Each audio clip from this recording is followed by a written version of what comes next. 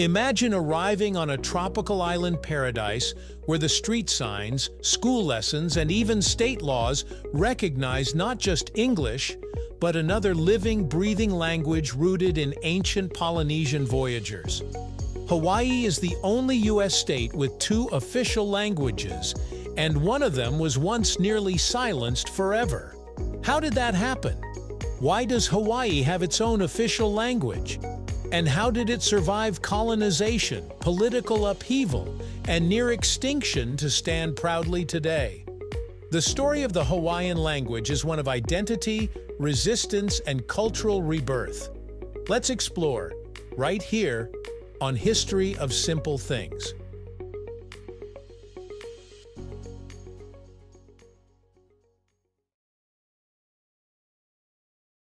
To understand why Hawaii has its own official language, we have to go back long before Hawaii became the 50th state of the United States. Long before airplanes and cruise ships, Polynesian navigators crossed thousands of miles of open ocean using only the stars, wind, and waves. They settled the islands we now call Hawaii and developed a rich culture, religion, and oral tradition. Their language, known as Olelo Hawaii, became the foundation of Hawaiian identity. For centuries, it was the primary language spoken across the islands. Everything changed in 1778, when British explorer James Cook arrived in Hawaii. His arrival marked the beginning of increased contact with the Western world. Over time, missionaries and traders followed. In the early 1800s, Protestant missionaries from New England worked with Hawaiian leaders to create a written version of the Hawaiian language. They developed an alphabet of just 12 letters. By the mid-19th century, Hawaii had one of the highest literacy rates in the world. Newspapers, books, and government documents were widely printed in Hawaiian. It was not just a spoken language, it was a language of law, education, and daily life in the Hawaiian kingdom.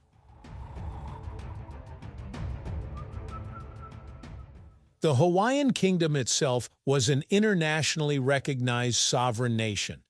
Under rulers like King Kamehameha I and later Queen Liliuokalani, Hawaii maintained its own government, treaties, and diplomatic relationships. Hawaiian was the language of governance. It was the voice of the people and the symbol of national identity. So when we ask why Hawaii has its own official language, part of the answer is simple. It was once an independent nation with its own linguistic heritage. However, political and economic pressures from American and European settlers began to reshape the islands. In 1893, Queen Liliuokalani was overthrown by a group of American businessmen and sugar plantation owners with support from U.S. interests.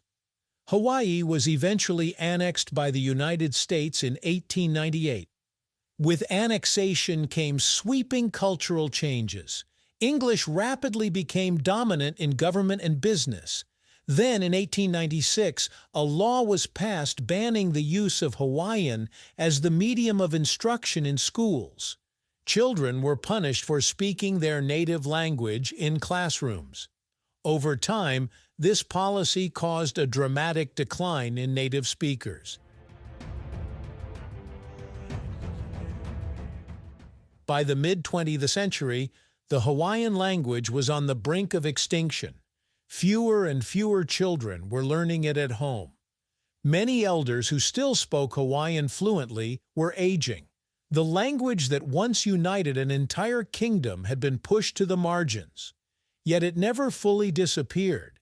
It survived in chants, songs, hula traditions, and rural communities, especially on the island of Ni'ihau, where Hawaiian remained the primary language of daily life. In the 1970s, something powerful began to happen. A cultural movement known as the Hawaiian Renaissance emerged. Native Hawaiians and supporters sought to revive traditional practices, land rights, music, dance, and critically, the language.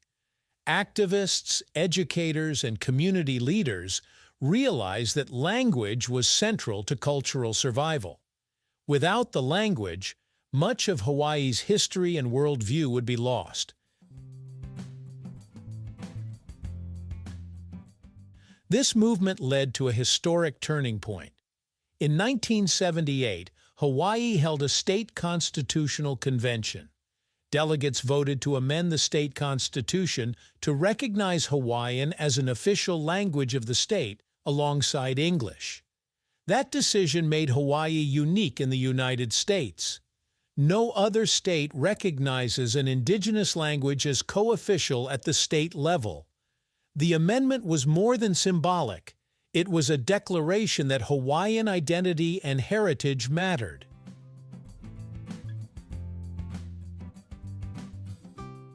Recognition as an official language meant that Hawaiian could be used in legal documents, government proceedings, and public education. It also strengthened efforts to revitalize the language. Immersion schools known as Punana Leo were established in the 1980s. These schools taught children entirely in Hawaiian, beginning in preschool. What started as a grassroots effort grew into a statewide educational movement. Today, students can study Hawaiian from preschool through university, including at the University of Hawaii. The revival has shown remarkable success. The number of fluent speakers has increased compared to the near-extinction levels of the 1970s. Hawaiian is now heard again in classrooms, radio broadcasts, music, and official ceremonies. Street signs across the islands display both English and Hawaiian names. State mottos such as Ua Mauke Ea Oka Aina Ikapono remain proudly written in Hawaiian. The language is no longer hidden. It is visible and audible in public life.